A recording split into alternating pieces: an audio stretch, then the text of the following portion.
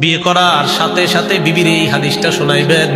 বিবি যারা দিনদার, আপনি আপনার স্বামীকে এই হাদিসটা শোনায় দিবেন। কিয়ামতের ময়দানে 5 প্রশ্ন করার আগে আদম সন্তানের 2 পা নড়বে না। বলেন কয় প্রশ্ন? 1 নাম্বার, আন উমরিহি ফিমা আফনা, জীবন কোন কাজে কাটাইছো। 2 নাম্বার, আন শাবাবিহি ফিমা আবলা, যৌবন কোন কাজে কাটাইছো।